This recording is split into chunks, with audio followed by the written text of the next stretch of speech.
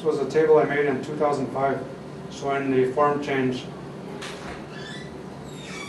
So we have human at the bottom here. We have molecular formula of human, 26 element, according to mass composition. And then mass composition of old world monkeys. Yeah, welcome. Our special guest is here. Yes, our backstage commentator is here to give us instructions. I'm just a helper. So, what is your opinion of this? This is called the molecular evolution table. It shows when the Big Bang happened, and then at the temperatures of 13.7 billion years ago, the universe was comprised of fermions and gauge bosons and elementary particles. But when the universe began to cool, the first atoms formed.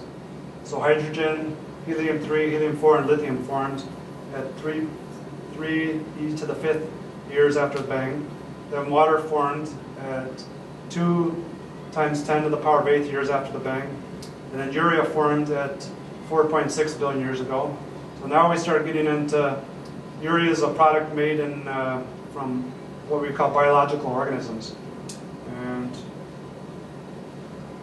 so here we have at a certain stage, so according to what you're saying about solar radiation, the heat comes in and triggers the activation of the reactions, and it makes chemical species grow larger in size. From each step is a chemical reaction from one to the other. So we have mechanisms between going from, say, hydrogen to form water, water to form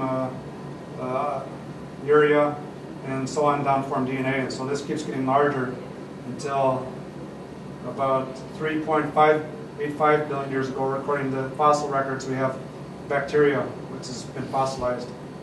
And then there is a point missing. What is your Go up? Here, enzymes. The enzymes, the DNA initiates life. And life is not possible unless there is chirality. Unless there is what? Unless there is what? Chirality. Chirality. C-H-I-R. The motion of the circular motion, chirality. Chirality? Yeah. I don't know how you pronounce it. C-H-I-R-A-L-I-T-Y? Yeah. Chiral, yeah. Chiral. They have certain molecules have certain right hand, left hand. Yeah, Chirality, okay. That is difficult to explain. Huh? Everybody has a difficulty to explain as to how chirality came in. Yeah. So, in your opinion, It came in here unless something happened here. You're not. so what were you saying here? So you're saying this is non-life, and some point where your life started, right? Because of chirality? Yes. Water, and then there has to be some interaction with the soil. I was asking him the other day how life began. So he said that it was in a reaction of the silica with the water, and there came into being some sort of acid. I don't remember the name that he cited.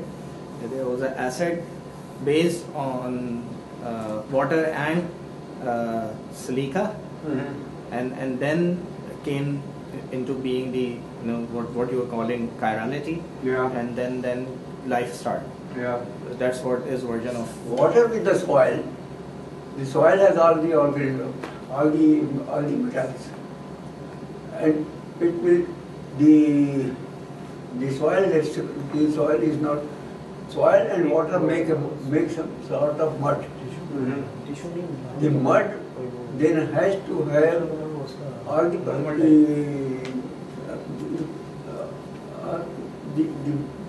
mud provides the medium for interaction of some kind, so that the DNA is formed. Urea, you said urea, all right, urea. Yeah.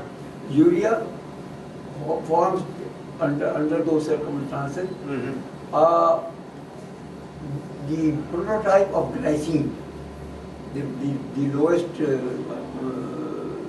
amino acid. Yeah. Let me. Now, but it has no chirality. Yeah. Okay. So I understand your point. The, Yep. the chirality will come. If supposing we get some means of for chirality, some means of inducing chirality, then it will form with the metal. It will form the enzymes. Okay. And what? With the enzyme, How does? once you have the enzyme, Mhm. then life starts. Okay. And how does, in your mind, how does the will of Allah fit into the reaction? It's just he's The induction of what you are calling chirality, he calls it chirality. Yeah. So I've heard his version over and over again. Yeah. So I'm corrupted it's from no the problem. pronunciation side. So his take is that this chirality is the basic thing which was induced. Okay. It cannot start automatically. Okay. That's Yeah. what he says. Well, I see your point. Chirality has to be introduced by some means. Yeah. Radiation alone is not going to do it. Okay. Yeah. I He struggle. introduced urea, introduced Okay. radiation. Okay, I see your point of view. This is a large topic because I spent 10 years working on this, so we could talk about it all day. But I'll tell you my point of view real fast, and then we'll continue into the book. So my point of view, I struggled for 10 years trying to understand thermodynamically how you can explain how life came from non-life. In terms, and I went through all the theories, chirality, or clay substrate theory, right? Life started on a clay substrate, or life started when there was a certain cyclical reaction called autocatalytic closure, where the products came back and catalyzed the reactants, and they started a circle and they caught fire. Or you could have the most famous one is I have a paper on that. yeah. There's lots of them. We can talk about that. Oh yeah. Yeah. When we reach that stage. The solution. I'll tell you the. Right now, let's finish this one. Okay, so the solution that I've arrived at through long arguments with a lot of people is called Abioism, which means that life doesn't exist, but motion exists. So what you get here is you get a certain. Molecules exist, yes. Okay, But life does not exist. Essentially, you guys are on the same page. No. Let me explain without this. Give me like 3 minutes to explain and without interruption. I'll explain my theory. So and there's about 4 people that have come to this conclusion too. Mm-hmm. It's called Abioism, disbelief in the existence of life. So we both agree that hydrogen is not alive, correct? Mhm. Yeah. But we evolved. We came from. So at some point between hydrogen going upward, at one of these levels, life had to start. So that's what we were told as children, and this is something that's passed along to us. But from a thermodynamic point of view, it's very difficult to say. Each one of these is a step between energy and entropy, have to work together to form reactants to product, reactants to product, reactants to product. And so from a thermodynamic point of view, there's no difference in between any of these levels. It's all free energy change forms each one of these steps, and there has to be a decrease in the free energy. So it's difficult to find any one of these layers. This is an article from Ferris Jaber. He says he became convinced that life does not exist because he worked with, there's 4 people that come to the Abioism position. So I was struggling with it in 2007, but then I finally found the solution in 2009. Alfred Rogers, he runs a website called lifedoesnotexist.com, and he came to the idea that life does not exist because there's a video on him. If you have something like a geyser going out of the ground, like the water shoots out of the ground, out of the hole, he says that's just a different type of movement of water molecules, and we don't call it alive because we know the properties of how it works, but that we don't know the properties of how like a bacteria or virus or human works because it's too complex. So we say, well, this is alive.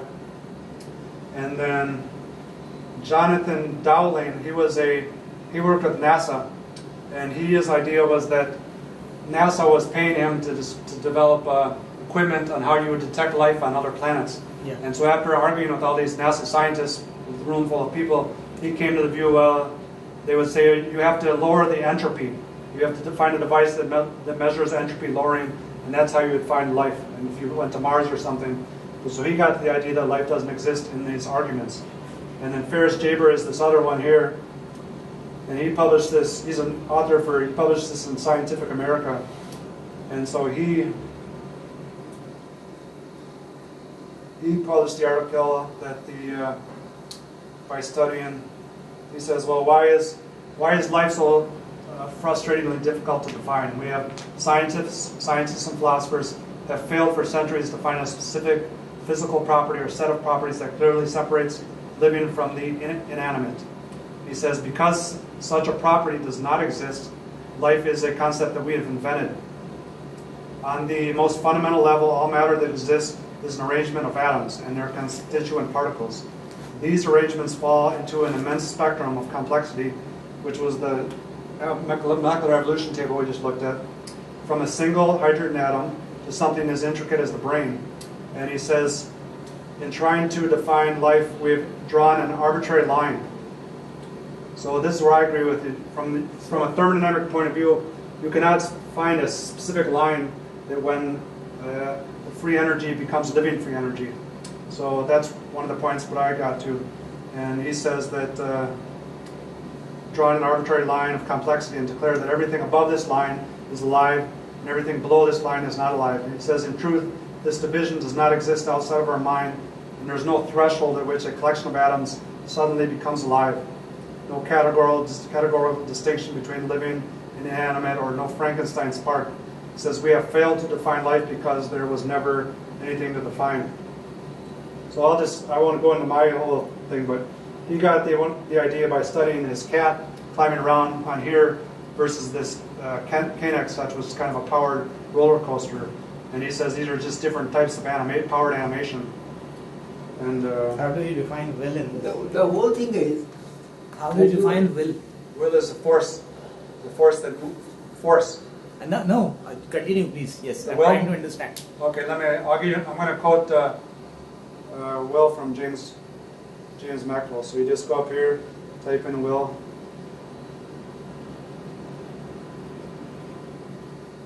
So will probably is one of the things So that you can define read thermodynamics. You can read what Goethe says about Will.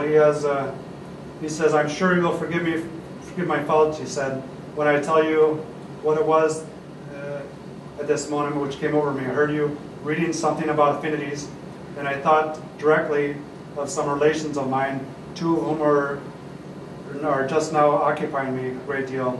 Then my attention went back to the book. I found it was not about living things at all, and I looked over to get a thread of it again." And this all comes from chapter 4 of the book here, Goethe's book. Where did it go? Oh, here we go. Yeah. So this is all from chapter 4. When she's reading the book and she's comparing the small chemical reactions, and he says, well, these are not alive versus us, versus the reactions that are going on in the state. So he was confused about how do you solve this problem? Because in his mind, we came from these small chemicals. We're just whatever the process is. And he says, now down here he talks about here, he says, he talks about the will in terms of the animal, So plants, man elements, is and the folly, gods. his will, and his But the best one is if you go and read this page, you'll get a lot of good examples. But the best one comes from James Maxwell, and he said this probably the last year before he died. This is where I believe the most. He was comment to Fenton Hort, I think it was his priest or something, when he was terminally ill and he was about to die 4 months. He's the guy that discovered electromagnetic force. Yeah. And right now he's top 4th greatest genius of all time in terms of mental intelligence. So he says, I cannot help thinking about the immediate circumstances which have brought a thing to pass, rather than about any will setting them in motion. What is done by what I call myself, I feel is done by something greater than myself in me. So he's kind of saying there's something greater in the universe that moved him to do what he did, and from when he was age 3, Yeah. and he died when he was 48, because he died the same day his mother died. But he said, whatever it was that set me in motion when I was age 3, Right. he started asking questions like, why does this light go? Why does this fan go like this? What's the go of this electricity here? He started asking when he was 3 years old, and he ended up explaining how light is electromagnetic waves. And so he said instead of speaking about will, because that's what's called an anthropomorphism, you want to use the force, because we can, not exactly force, but you want to think about internal force versus external force, because will is kind of like your internal force that gives you a vision of where you want to be, something like that. The point that I want to make is that whatever we have been talking is a dehumanized system. A computer is a dehumanized something.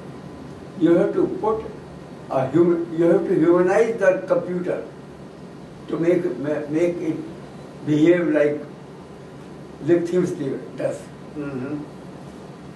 So, for example, Alfred Lotka, when he wrote a book on physical chemistry applied to human societies and animals reacting together, he wrote a whole chapter on regarding definitions. And he said, if you go searching for the definition of life at a certain point, you're looking for what's called a Jabberwock, which is a fictional. So there's this is an example of when you're talking about chirality. The chirality is the point when life starts. You're looking for this fictional monster, and it gets your. But the point to get, whether you agree or disagree, there's what the key point though is you have to, if you want to avoid argument with anybody, you have to use physico-chemical neutral terms. So I'll show you what the list is. It's called just Google life terminology upgrades. And it's not something, it's something you have to battle in your own mind. I had to battle with myself. Because if you believe the hydrogen is not alive, then it's something you have to fight with in your own mind, trying to figure out. Okay, this is the page you want to get, life terminology upgrades. Yeah. So, see, here's one example. Yeah. Francis Crick was the person who discovered DNA. Yeah. So he got in debate, a vitalism debate with certain people, and he wrote a book called Of Molecules and Men. So right here in 1996 he said, we should abandon the word alive. Because when you use the word alive in scientific context, you end up getting into... yeah, it's non-mathematical. Yeah, so it's not something... You cannot calculate on the basis of this. So here's the terms you want to use here. So instead of birth, you can use the term atomic aggregation, which comes from the Greeks. And instead of born, you can do integrate, which comes from Paul Abersold. All right. And death, you can, instead of dying, you can think of atomic disaggregation, or separation of the elements. That comes from Empedocles and Anaxagoras. And then instead of alive, dead, you can use the terms animate and inanimate. That comes from Nietzsche. And then Thomas Jefferson, he famously said when the British were trying to take control of America, and they said, no, we're gonna still control you. You're gonna be part of our country. Thomas Jefferson sent a letter back to them, and then said that I would rather. He didn't say I would rather die than remain under your control, but he said I would rather cease to exist. So this applies to a hydrogen atom or a human, because hydrogen atom can cease to exist and break apart and form proton, neutron, electron. So this is a phrase that's neutral to the hydrogen atom and to the human. And he said I would rather cease to exist than remain under the control of the British Empire. And that's when America had their revolution. They broke off from Britain. That's very interesting, actually. You will have to think about bio. Yeah, bio is the same thing. Unless you think about bio, you cannot think about abio. Yeah, bio is right here. So Abioism came first, or bioism came first? No, Bioism and abioism. Okay, well let me explain. Bio is just a Greek word for, it's a German word life. There has to be bioism first. Okay, here, let me explain. Instead of using bio... It is only, you cannot create bioism from abioism. Well, that's something you have to argue with in your own mind, because I won't argue with you about it. It's something you have to solve personally. And I'm This just... is the control subject. Let's forget about that. Okay. For the Okay, time we'll being. move forward. But the main thing instead of... So look, this is something... This is one... We have your point of view. I've written quite a bit on that. I'll share it with you. Okay. When you are gone. This is this one last one here. Instead of using the term biochemistry, you want to use the terms powered chin-up structures. So we both agree that we But you are. have to introduce a metal. CHNOPS. Yeah. But there has to be a metal surrounded by these. What? That will form an enzyme. And the enzyme is the one which needs to have life. Okay, well, let's go to the book. We'll get to the. Meeting. Yeah. We'll start in with the book. Well, now. Forget about that. Yeah, just it's something you have to think about, because when you start, if you believe in thermodynamics and you also believe in life, you have conflict of interest. It's No, very difficult. not necessarily. Basically, Libb. Yeah. Again, Thing is, we don't actually necessarily debate with the way things have been made, right? And we are very flexible as Muslims. We are very flexible on the multiple theories that are applied to, chemistry, life, anything. I guess one thing that you'll have conflict with is if you track down the origin of life in the Quran. If you search clay creation myth. All right, I have that in mind. Yeah, if you look into that, you'll find that some of the things you've been taught in the Quran about the Allah created man from sticky clay. It's like Surah 235 or something like that.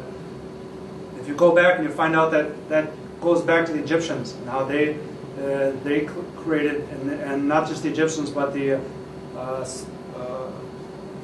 Sumerians before them. And they both had the theory that a certain God created humans from clay and heat and light and water. So it's So where's the problem? We don't have an issue. The thing is that this what we believe is that this revelation has been made through different eras, and people who were responsible to actually roll out these revelations.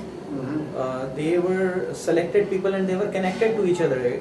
These messages might have been available in different eras and could have been distorted. So I don't have a problem with that. The truth was revealed earlier and a part of it is in Quran. It doesn't matter. The thing which matters is whether it speaks the truth or not. yeah. let's agree on one thing. Yeah. Agreement and disagreement have grown together. Yeah, absolutely. They have grown together, so they will go. I respect Libb as a person who's finding answers, and that I can do for all my life. Yeah. But our perspectives and realities can be different. And that's fine, I think. Yeah. I used to before 2009. I believed life exists. I didn't. But I was confused about how it could be started from. If it's steps like this, that I didn't understand that, I was confused. So my first belief that I had to solve the problem was that I tried the philosophy that everything must be alive.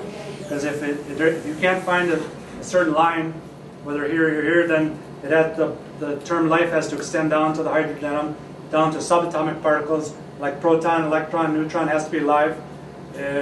But that's something I couldn't hold in my mind. So I had to let it go.